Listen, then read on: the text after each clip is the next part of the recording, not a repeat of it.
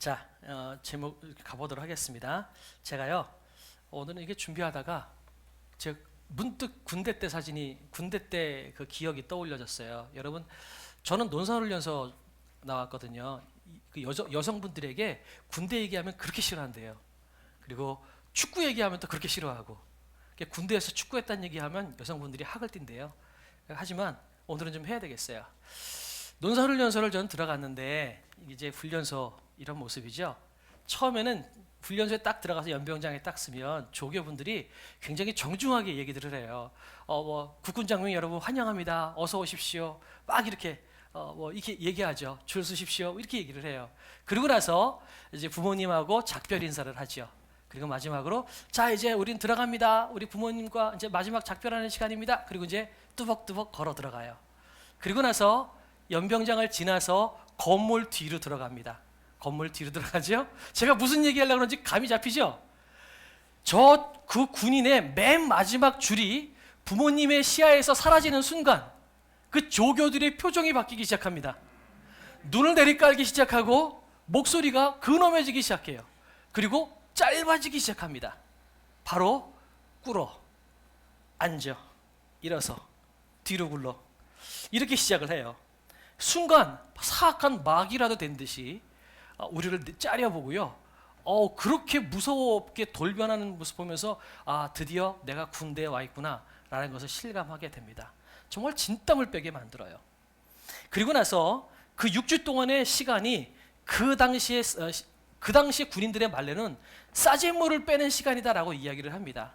그러니까 사회에서 우리가 익숙해져 있던 우리의 습관들을 버리는 시간들이 훈련소에서 6주간의 시간이라는 거죠.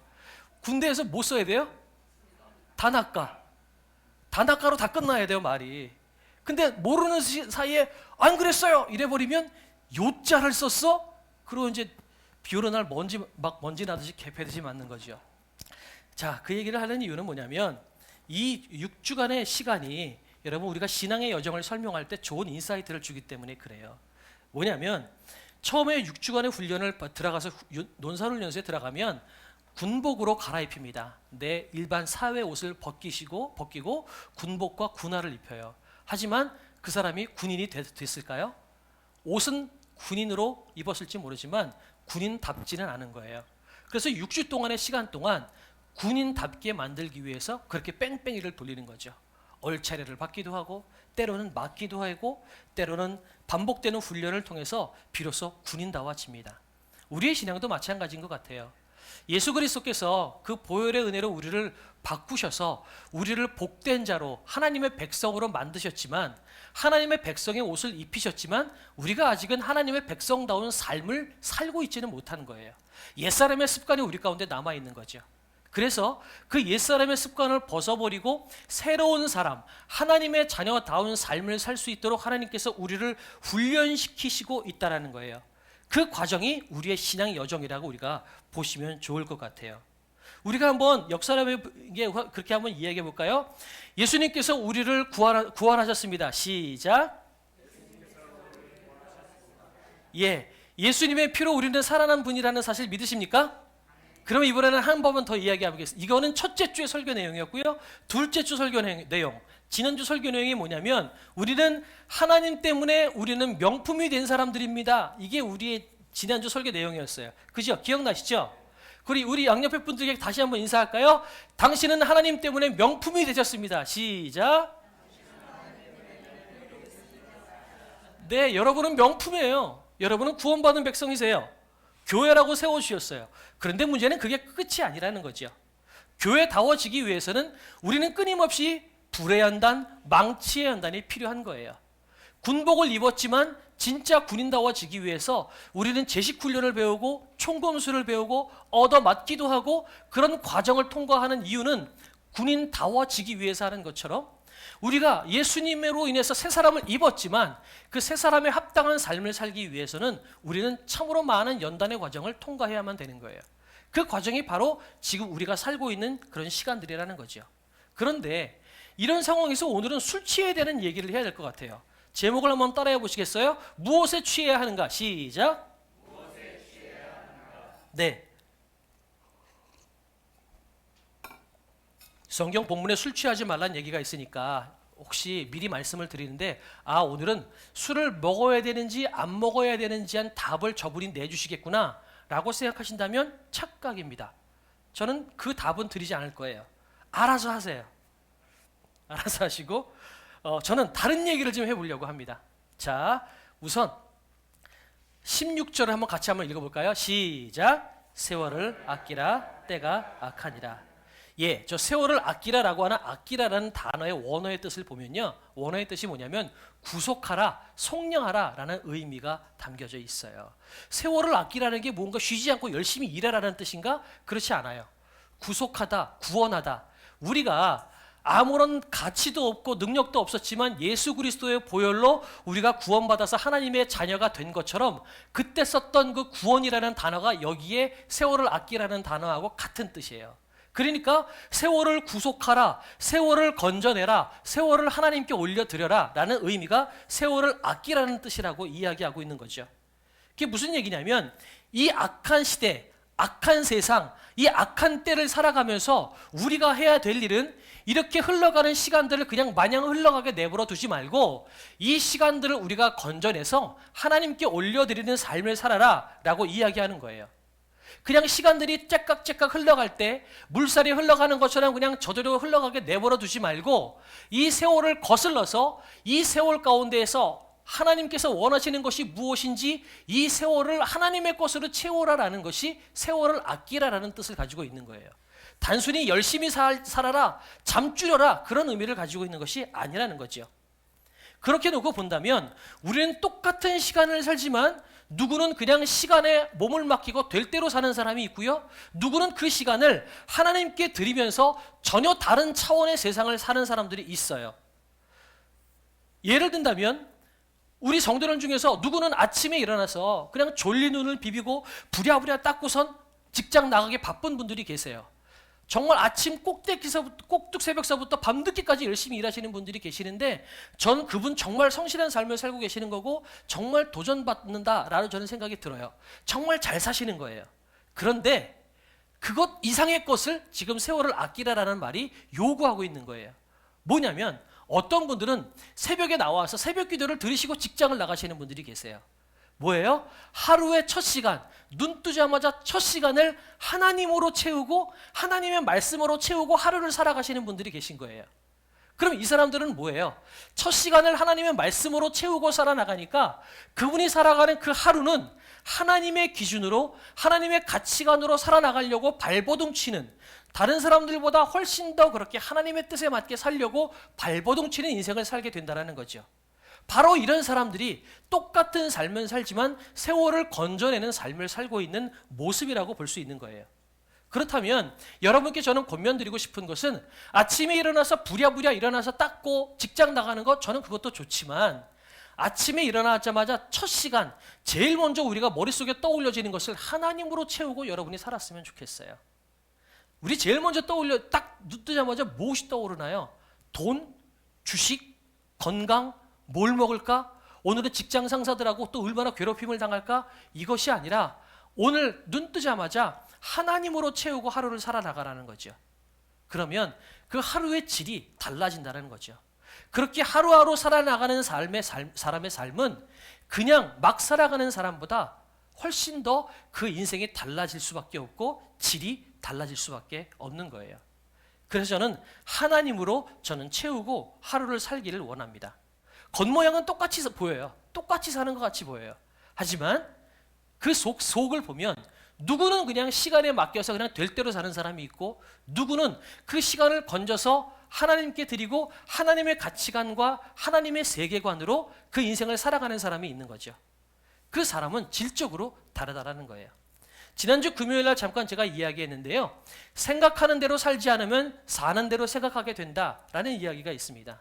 그건 뭐냐면, 내가 하루를 살아갈 때 내가 의지로 생각하고 이렇게 살아야지라고 생각하고 살지 않으면 나중에는 내 이 동물적인 본능, 내 죄성을 가지고 그냥 사는 대로, 행동하는 대로 내가 가치관이 정해지게 된다는 이야기예요. 왜 어린 나이들을, 배고파서 굶어 죽는 어린 나이를 집에다 놔두고 PC방에서 게임하다가 자기 아기를 죽이는 일이 생길까요?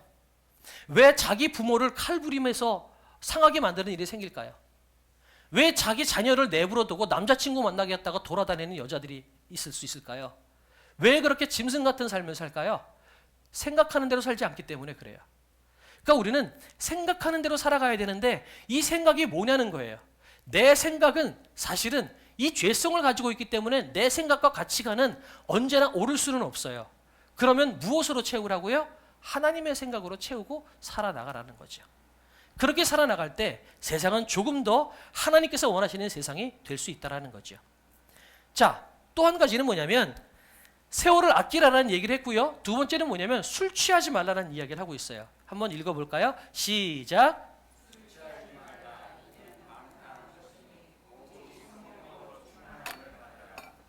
네, 이 많은 말씀을 이야기해서 술 취하지 마, 술 마시지 마 이렇게 이야기를 하는데요. 사실은 이 본문을 가지고 술을 먹어야 되느냐 말아야 되느냐 이 이야기를 한다는 것은 사도 바울이 이 이야기를 한 의도에 반도 못 쫓아간 거예요. 가만히 보면 사도 바울은 술과 성령 충만을 두 개를 이야기하고 있어요. 그죠? 그 의도를 여러분이 알아야 된다는 거예요. 그러면 왜 사도 바울이 술과 성령 충만을 이야기하고 있는지 그 의도를 찾아내기 위해서 이 시간에 여러분이 좀 도움이 필요해요. 자, 여러분 지금은 아니실지 모르겠지만 혹시라도 예전에 그런 경험이 있으신 분이 계시다면 좀 조언을 좀 해주시면 좋겠어요. 술이 잔뜩 취하면 어떤 일이 생기나요? 여러분이 술이 잔뜩 취했다면 어떤 상태가 되는지 한번 이렇게 떠올려지는 대로 한번 얘기해 보시겠어요? 술에 잔뜩 취하면 어떤 일이 생기나요? 이 술 취해본 경험들이 없으시니까 다들 말씀을 못 하시는구나. 뭐 젤로 확 깨는 상태 뭐 이런 건가요? 자, 뭐가 있을까요? 잘 못 걸어요. 좋아요. 나왔어요. 잘 못 걸어요. 또 뭐가 되죠? 속에 있는 말을 많이 해요. 맞아요. 좋은 대답이 나왔어요. 또 술 드셔본 분이 두 분.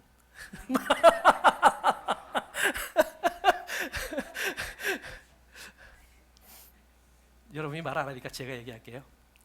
저는 제일 처음 술 먹었던 게 고3 때 먹었거든요. 그 당시 고3 때 100일주라는 게 있었어요. 수능 100일 전에 뭔가 왠지는 모르겠어요. 술을 먹고 하여튼 술 먹는 그런 그게 있었어요.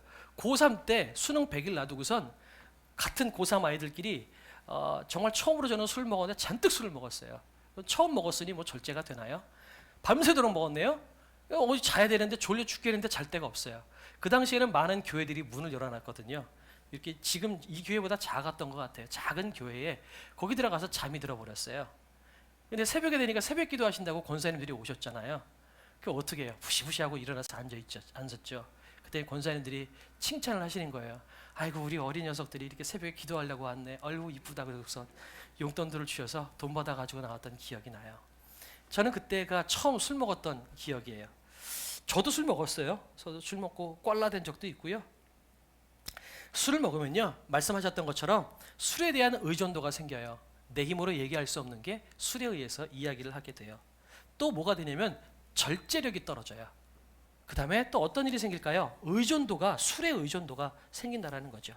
더 중요한 게 있어요. 그 뭐냐면 자기 애가 충만해져요. 자기 중심적으로 변해져 버려요.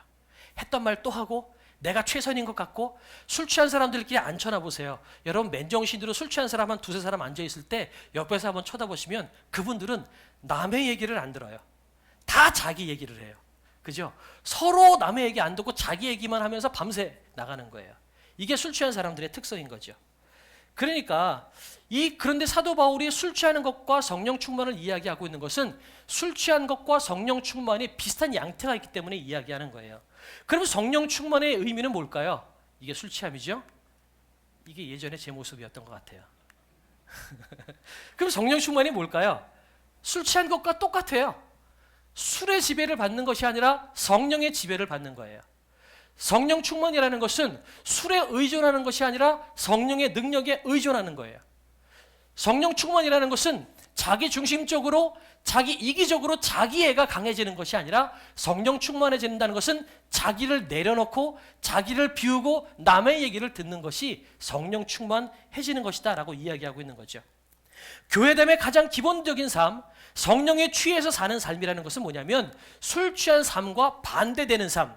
다시 말해서 술에 의존하는 삶이 아니라 성령에 의존하는 삶이고, 자기 중심적인 삶이 아니라 자기를 내려놓는 삶을 살아라 라는 이야기를 사도 바울이 하고 싶어서 사실은 술의 이야기를 한 거지.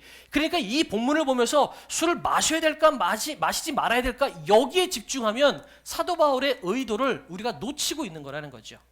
우리가 진짜 원하는 건 뭐예요? 성령 의존적인 삶을 살아나가라는 거예요. 성령님께 내 삶을 맡기고 성령님께서 원하시는 삶을 살아나가라고 이야기하고 있는 거죠. 그런데 이게 쉽진 않아요. 그래서 우리는 교회다워지기 위해서, 성령 충만한 삶을 살기 위해서 끊임없이 우리는 그 연단의 과정 가운데 우리는 들어가야 한다라고 이야기하는 거죠. 마치 군복을 입기는 했지만 군인다워지기 위해서 우리는 끊임없이 훈련을 해야 되는 것처럼, 우리는 예수 그리스도의 자녀가 됐지만 성령 충만한 삶을 살기 위해서 우리는 끊임없이 우리 자신을 복종하고 비우고 성령님께 내 삶을 맡기는 그런 과정이 우리 필요하다고 이야기하는 거예요.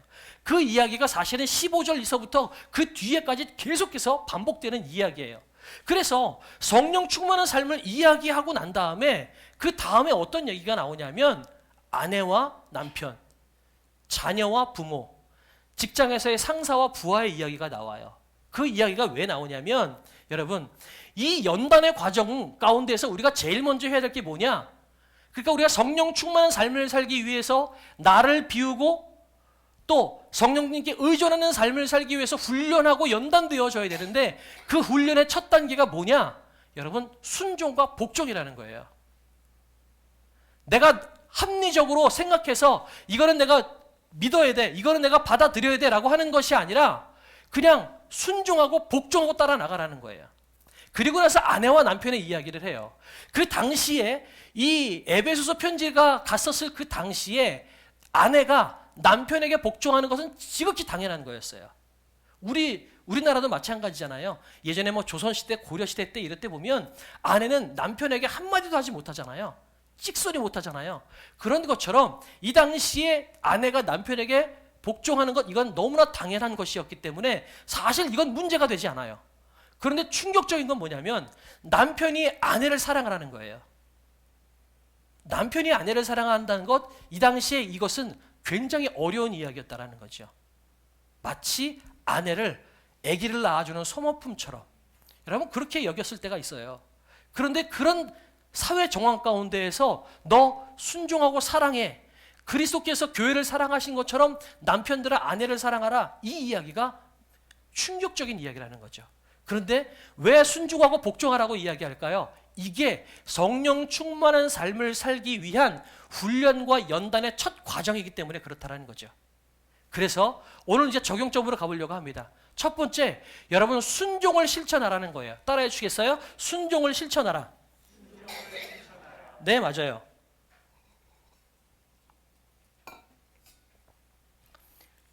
아내와 남편, 상전과 종, 부모와 자녀에 대한 이야기가 나오는데 그 세 부류 다 순종과 복종, 사랑에 대해서 이야기하고 있어요.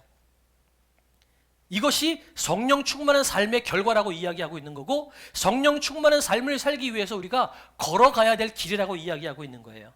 여러분, 성령 충만한 삶 우리가 이야기할 때 마치 우리는 성령 충만이라고 이야기하면 뭔가 교회에 앉아가지고 막 박수치고 방언하고 기적이 일어나고 놀라운 초자연적인 역사가 일어나고 이런 것만 성령 충만한 삶이라고 우리가 생각할 수가 있어요.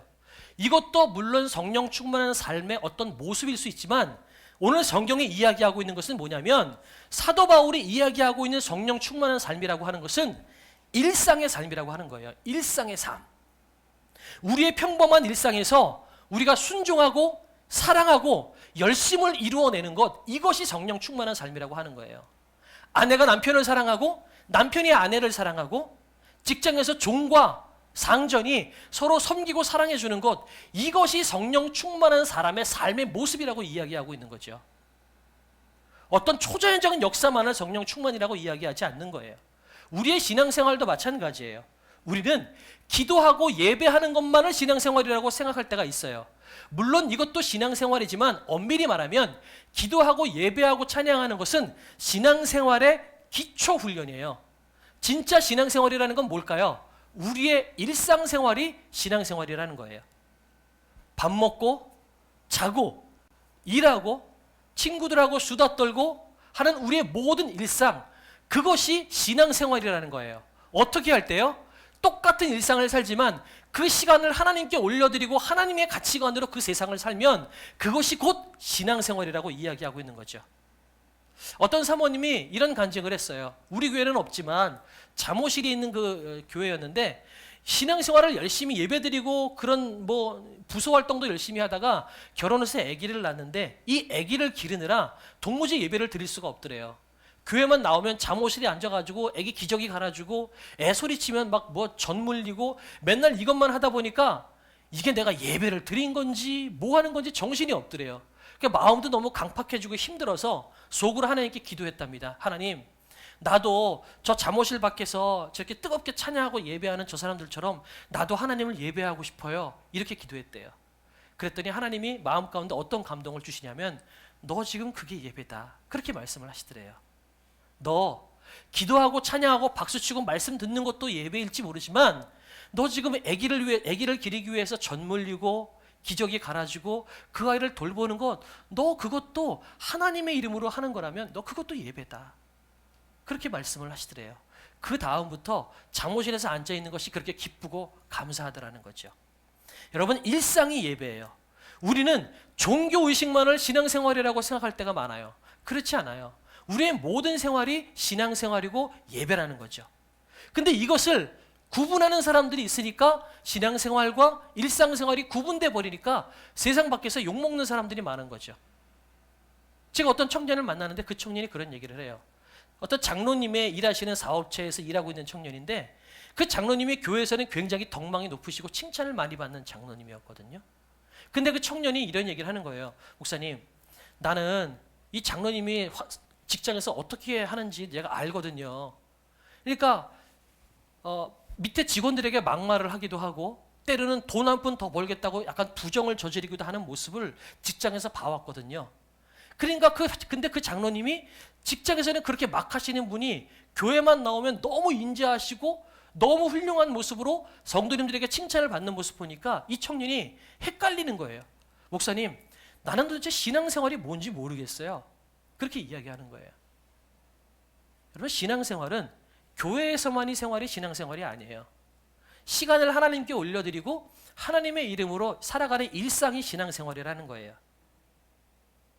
여러분, 성령 충만한 삶이라는 것은 어떤 초자연적인 역사 가운데 살아가고 방언하고 기적을 일으키는 것만 성령 충만이 아니라 일상을 하나님께 내어드리고 하나님의 마음으로 살아가는 그 삶 하나하나가 성령 충만한 삶이라고 이야기하고 있는 거고요. 그렇다면 그 성령 충만의 삶은 어디서부터 시작하라고요? 사소한 데서부터, 여러분의 가정에서부터, 여러분의 직장에서부터, 여러분의 친구들, 여러분의 자녀들과의 관계에서부터 여러분 성령 충만한 삶을 여러분이 보여주라고 이야기하고 있는 거예요. 그럼 어떻게 살아야 될까요? 여러분, 목소리를 낮춰야 돼요. 화내지 않아야 돼요. 때로는 손가락질 하는 것보다 손가락질을 당하는 것이 더 성령 충만한 삶일 수 있어요. 손해를 보는 삶이 훨씬 더 성령 충만한 삶이고 하나님께서 원하시는 삶이라는 거예요. 나는 잘났다고 목소리 높이고 삿대질하고, 여러분, 이것은 성령 충만한 삶이 아니라고 이야기해요. 예수님께서 이 땅에 오셨을 때 메시아이시면 그분이 어떻게 하셨어요? 손가락질 당하고 십자가에서 죽으심으로 당신의 역사를 이루셨어요. 그러니까 그 길이 십자가의 삶이고 그 길이 우리가 걸어가야 될 삶인 거예요. 억울함도 당하기도 하고 불이익을 당하기도 하고 손해를 보기도 하고 때로는 다른 사람들에게 손가락질을 당하기도 하고, 여러분, 이것이 성령 충만한 삶이라는 거예요. 물론 죄 지어서 손가락질 당하라는 이야기는 아니에요. 열심을 다해서 그리스도인의 삶을 살면서도 우리는 손가락질 당할 수 있거든요. 그것이 성령 충만한 삶이라고 이야기하고 있는 거예요. 여러분, 자기의 못남을 통해서 그리스도를 증명하십시오. 내가 잘나지려고 하지 마시고 내가 잘났다고 소리 높이는 삶을 살지 마시고 나는 부족해요, 나는 연약해요 라고 여러분이 고개를 숙임으로 말미암아 여러분이 연약함에도 불구하고 여러분을 일으켜 세워주시는 그리스도를 여러분이 높이는 삶을 살라고 이야기하고 있는 거예요. 여러분의 못남을 통해서 그리스도의 일하심을 증명해 내십시오. 그것이 성령 충만한 삶이라고 이야기하는 거예요. 이제 정은 자매한테 잠깐 얘기했으니까 얘기할게요. 정은 자매가 이제 집 때문에 요즘 어려움을 겪고 있잖아요.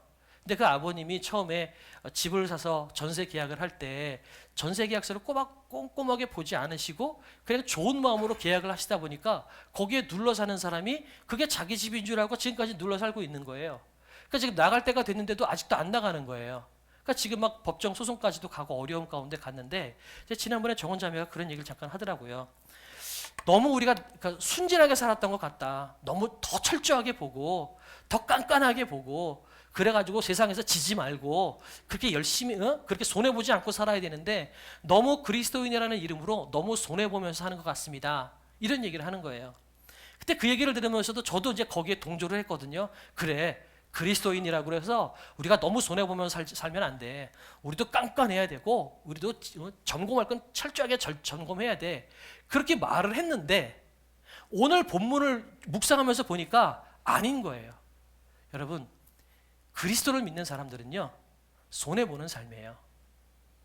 때로는 물러 터지더라도 여러분 손해보고 그것 때문에 고생하고 낮아지더라도 여러분 그게 진짜 성령 충만한 삶이라는 거예요.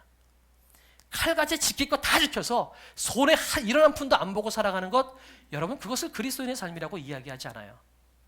그리스도인의 삶은 하나님을 믿는 마음으로 때로는 손가락질도 당하고 때로는 비난도 당하고 손해보고 뒷걸음질 치고, 여러분 이게 그리스도인의 삶이라고 이야기하고 있는 거죠. 두 번째, 하나님 앞에 가치 있는 인생을 사시기 원합니다. 그러니까 이것은 술 취한만의 이야기가 아니라는 것을 오늘 이야기하는 거죠. 누구에게 의존적이고 누구에게 장악되어 살아가느냐의 문제를 이야기하는 게 아니에요. 이것은 단순히 죄 짓는 것 이상의 것을 이야기하는 거예요. 술 먹을까 말까 이것을 이야기하는 것이 아니라 더 나아가서 성령님께 의존해서 성령님께 내 삶을 드리는 삶을 살아나가라고 이야기하는 거죠. 단순히 내가 술 안 먹었다는 것을 자랑하는 인생이 아니라 성령님께 내 삶을 맡기고 세월을 구원해내는 인생을 살아나가라는 것, 이것을 이야기하는 거예요.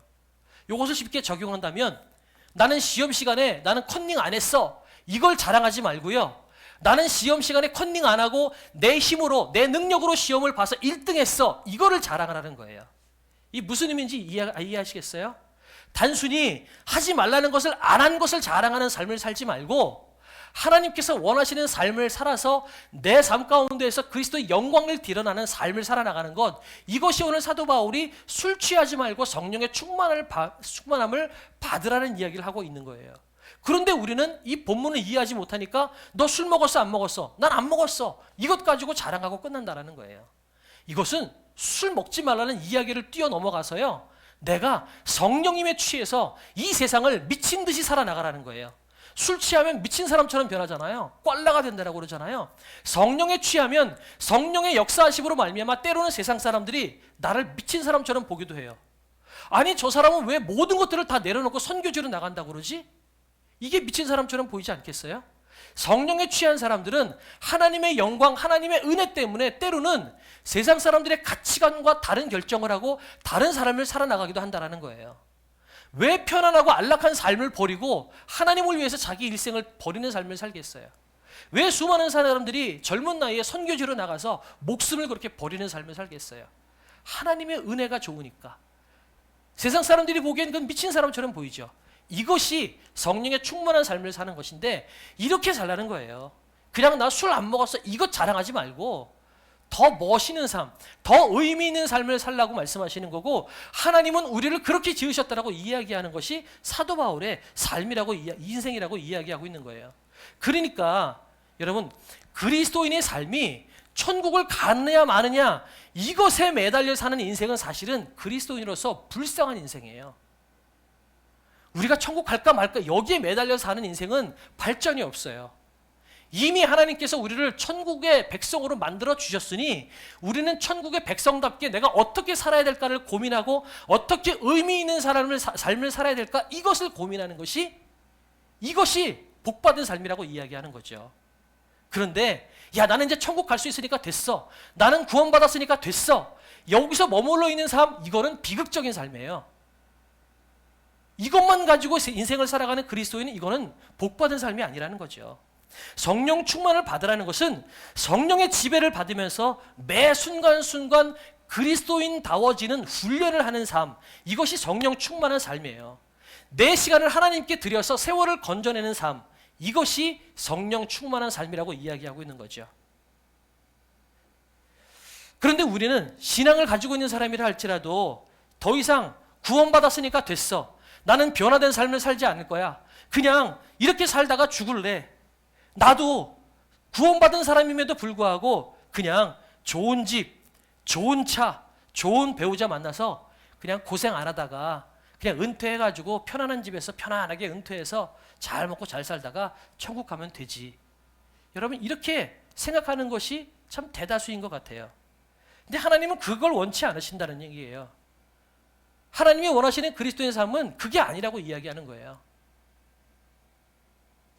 이것을 이야기하기 위해서 제가 존 파이퍼 목사님의 이 세월을 아끼라라고 하는 그 설교 말씀, 그 책에 있는 내용 한 부분을 내가 발췌해서 이 부분을 읽고 마무리하도록 하겠습니다. 자, 이제부터는 존 파이퍼 목사님의 책의 내용이에요. 제 이야기가 아니라 그분의 이야기로 제가 읽어드리겠습니다.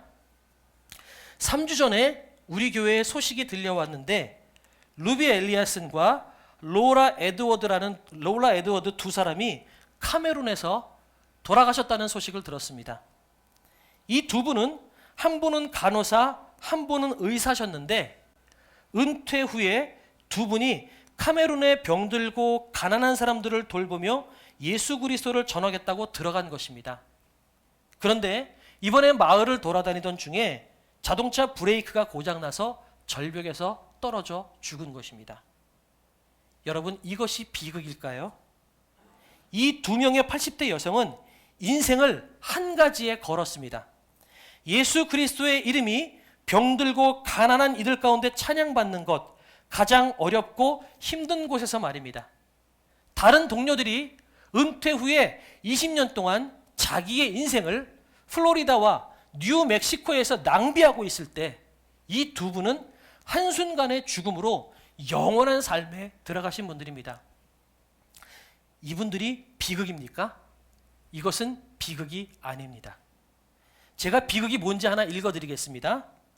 리더스 다이제스트라는 잡지에 나온 기사의 일부분입니다. 그 기사의 제목은 이렇게 돼 있어요. 일찍 은퇴하라. 거기에 나오는 밥과 펜이라는 사람은 5년 전에 북동쪽에서 일찍 은퇴했습니다. 밥은 59세이고 페니는 51세입니다. 그들은 플로리다에 지금 살고 있으며 30피트의 요트를 유람하며 소프트볼을 즐기고 조개 껍질을 수집하며 살고 있습니다. 이것이 비극입니다. 이해가 되시나요? 이것이 비극이며 이 나라의 여러 사람들이 몇백만 달러를 들여서 이런 삶을 동경하게 만들고 있습니다. 아메리칸 드림, 좋은 차, 좋은 직장, 좋은 가정, 은퇴 후의 즐거운 삶, 조개 껍질 수집, 이런 것들이 창조주 앞에 서기 바로 전까지 여러분의 삶이 아니기를 바랍니다. 창조주 하나님이 여러분을 심판하실 때, 주님, 제가 수집한 조개 껍질을 보십시오. 제가 아주 멋진 인생을 살았습니다. 제 요트를 한번 보십시오. 이렇게 자랑하는 인생이 아니었으면 좋겠습니다. 처음에 말씀드렸던 80세의 루비와 로라는 그런 삶을 살지 않았습니다. 여러분의 삶을 낭비하지 마십시오. 하나님께 여러분 시간을 내어드리기 위해서 무엇을 결단하겠습니까? 여러분 어떻게 사시기 원하십니까? 혹시 여러분의 인생의 목표도 돈 많이 벌어서 자녀들 손주 잘 낳는 거 보고 나 은퇴해서 편안하게 집에서 걱정 근심 없이 삼시세끼 잘 먹다가 죽는 것을 원하십니까? 하나님은 여러분을 그 정도로 만들지 않으셨다라는 겁니다. 이것이 세월을 아끼라라는 말의 의미라는 것이죠.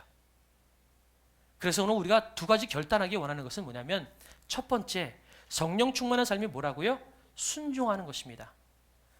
가까운 데서부터 주님, 내 남편을 사랑하겠습니다. 내 아내를 사랑하겠습니다. 내 자녀들을 순종하고 내 자녀들을 노엽게 하지 않겠습니다. 이것이 여러분의 오늘 결단이 되어야 됩니다. 두 번째, 혹시 여러분의 인생의 목표가 나중에 은퇴해서 이자 내지 않는 내 돈으로 산 내 집에서 편안하게 삼시세끼 먹다가 잘 죽는 것이 여러분의 소원이었다면 하나님께서 여러분을 오늘 바꾸시기 원하십니다. 그 소원을 바꿔서 값진 인생을 살다가 돌아가신 분들이 당장 저 양화진에 가면 수두룩하게 쌓여 계십니다.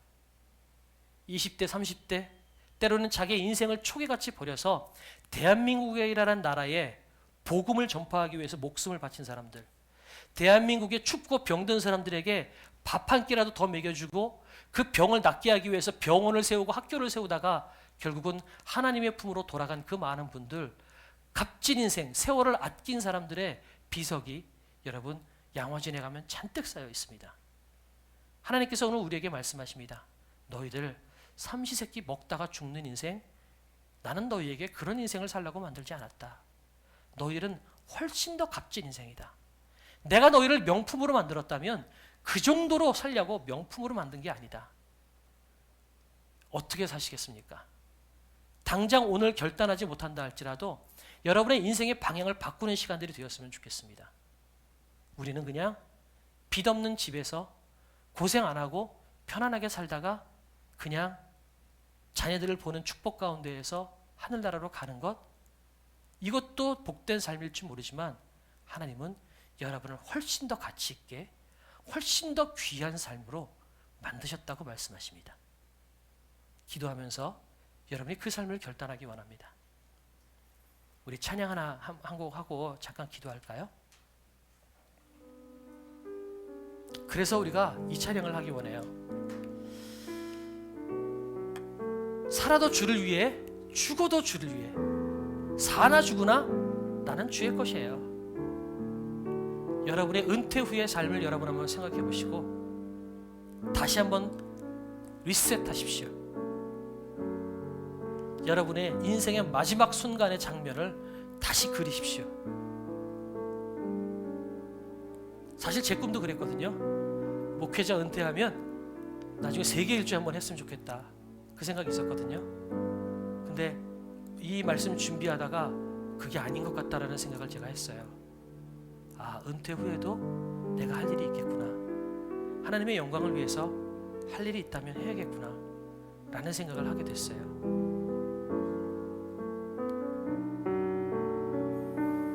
난 지극히 작은 자, 죄인 중에 괴수, 무익한 날 부르셔서 간절한 기대와 소망 부끄럽지 않게 십자가 전개 하셨네. 어디든지 가리라 주 위에 서라면 나는 전하리 그 십자가, 내 몸에 밴 십자가, 그 보혈의 향기 온 세상 채울 때까지.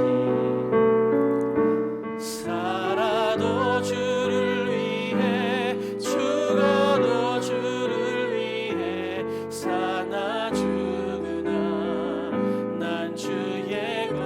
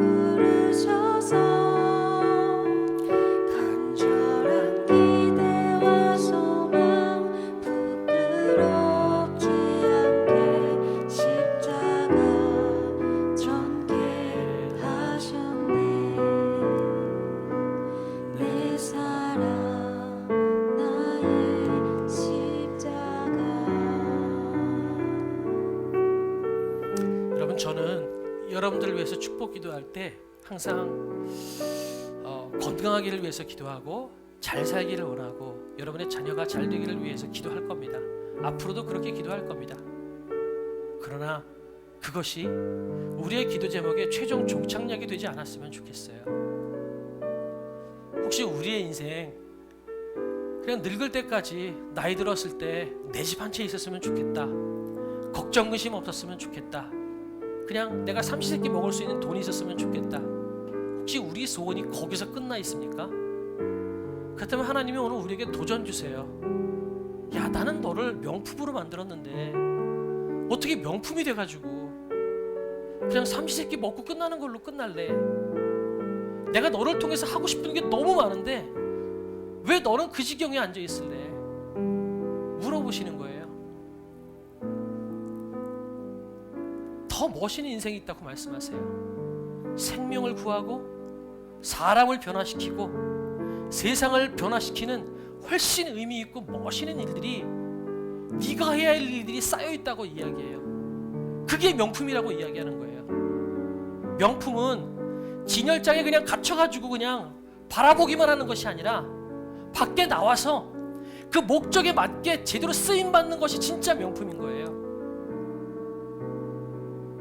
하나님이 여러분을 명품으로 만드셨다고 이야기하셨죠. 이 시간에 잠깐 기도하고 싶은 것은 두 가지 기도합시다. 하나님, 내가 인생을 어떻게 살기 원하십니까? 그냥 나 잘 먹고 잘 사는 것? 이게 정말 내가 하나님께서 원하시는 인생입니까? 진짜 주님께서 원하시는 인생, 지금 내 인생의 방향이 바뀔 수 있도록 도와주십시오. 또 한 가지, 그러기 위해서 나의 인생의 첫 발은 내 아내, 내 남편의 말에 순종하고 복종하는 것부터 시작하게 해주십시오. 내 자식의 말에 순종하는 것에서부터 시작하게 해주십시오. 직장에서 내 상사와 내 하급자의 말에 순종하는 것에서부터 시작하게 해주십시오. 쉽다고 이야기하는 게 아니에요. 성령 충만한 삶이기 때문에 가능한 거예요. 우리가 이것을 놓고 잠깐 주 앞에 기도하며 나가도록 하겠습니다. 기도하시겠습니다. 사랑과 은혜가 풍성하신 아버지 하나님,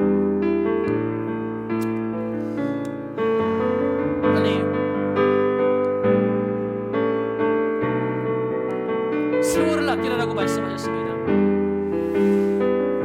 주님, 그런데 우리가 하나님께서 우리를 명품으로 만드셨음에도 불구하고 그저 우리 인생의 소원은 잘 먹고 잘 사는 거, 내 자식들 걱정 근심 없는 거, 손주들 얼굴 보면서 그냥 웃으면서 인생 끝나는 거. 여러분, 우리가 내 인생을 그렇게밖에 생각할 때가 너무나도 많이 있었습니다. 저도 하나님, 나이 들면 나중에 세계 일주하고 싶어하는 그런 꿈만 꾸고 있었습니다. 주님, 나를 통해서 하시고자 하시는 일들이 너무나도 많이 있는데, 내가 쓰임받아야 할 곳이 너무나도 많이 있는데, 나는 그 생각보다 나 그냥 잘 먹고 잘 사는 것, 편안하게 죽는 것만 생각했습니다. 주님, 주님께서 원하신다면 주님께서 원하시는 그 땅으로 가서 아버지 하나님, 주님께서 원하시는 그 영혼을 돌보며 아버지 품는 아버지 인생을 살기도 원하고, 주님께서 원하시는 그 인생, 명품의 인생이 무엇인지 나에게 원하시는 그 인생을 살기를 원합니다. 가르쳐 주시옵소서. 내 인생의 마지막 그림을 다시 한번 그릴 수 있도록 하나님 도와주시옵소서. 주님께서 원하시는 인생 살아갈 수 있도록 하나님 도와주시옵소서. 주님, 그러기 위해서 주님, 내 가까운 데 있는 사람부터 내가 순종하며 살기를 원합니다. 그들의 말을 경청해주며 고개 숙여주며 아버지 하나님 그들의 말을 들어주며 하나님 더욱더 고개를 숙이고 아버지 하나님 그들에게 미안하다고 이야기하고 그들에게 무릎을 꿇고 더 낮은 곳으로 내려가는 삶, 더 순종하고 더 복종하는 삶, 아버지 그런 인생을 살아나갈 수 있도록 하나님 도와주시옵소서. 주님, 성령 충만한 삶을 살기 위해서 더욱더 연단되어지고 더욱더 훈련되어지는 인생 살기 원합니다. 주님 도와주시옵소서. 주님 역사하여 주시옵소서. 사랑과 은혜가 풍성하신 주님, 주님께서 우리에게 세월을 아끼라고 말씀하셨습니다. 주님, 주님께서 내 인생 가운데 원하시는 인생 살기 원합니다. 내 인생의 마지막 그림을 다시 한번 그리기를 원합니다. 그냥 좋은 집에서 잘 먹고 잘 사는 것, 하나님은 우리에게 그것보다 더 깊고 크고 놀라운 멋있는 일들을 기대하고 계신다라고 말씀하십니다. 우리가 그 일을 발견해내고 그 일에 합당한 삶을 살아나갈 수 있도록 주님 도와주시옵소서.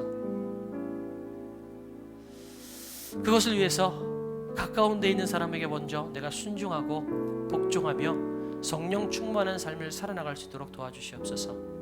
아내와 남편에게, 자녀와 부모에게, 상급자와 하급자에게 순종하고 복종하며 하나님 더욱더 내가 부족하고 모자르다는 사실을 드러내며 이것을 통해서 하나님의 영광이 드러나는 인생이 살아갈 수 있도록 도와주시옵소서.